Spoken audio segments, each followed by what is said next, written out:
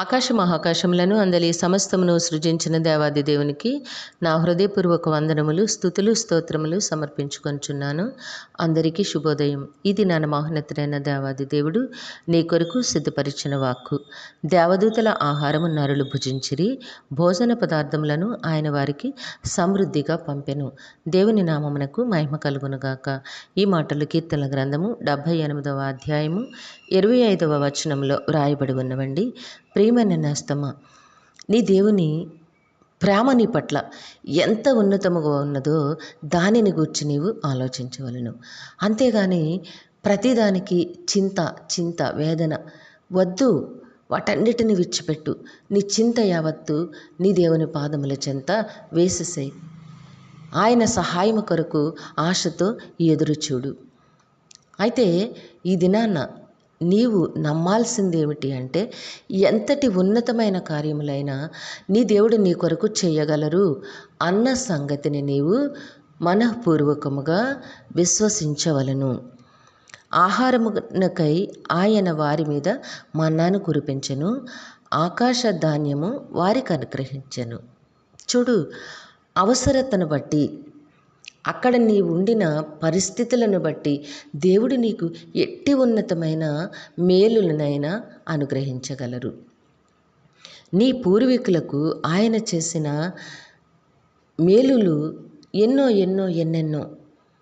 వాటిని వివరించదమనుకుంటేమా అవి లెక్కకు మించి ఉన్నవి. నేస్తమా, నీ జీవితంలో దేవుడు నీకు మేలులు అనుగ్రహించలేదా? నీవు పొందుకొనలేదా? వాటిని అనుభవించలేదా?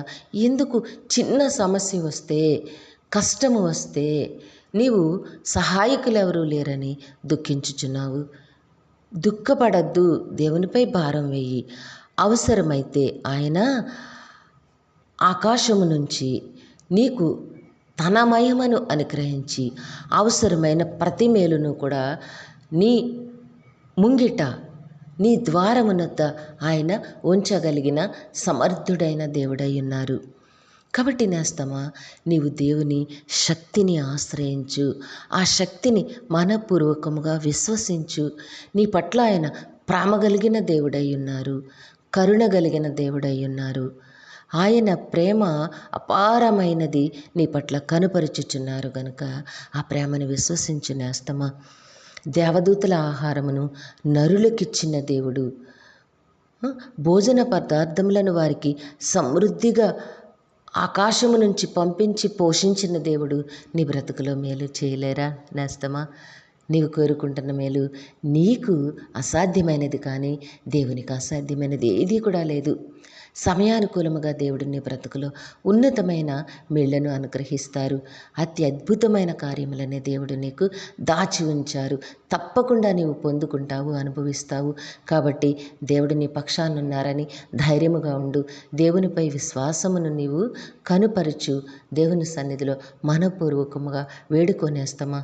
దేవుడు నీకు అవసరమైన ప్రతి మేలును, ప్రతి ఆశీర్వాదమును సమయానుకూలముగా నీ బ్రతుకులో అనుగ్రహించి నిన్ను జీవింపచేస్తారు. దేవుడు నిన్ను దీవించి ఆశీర్వదించునుగాక. ప్రార్థన చేసుకుందాము.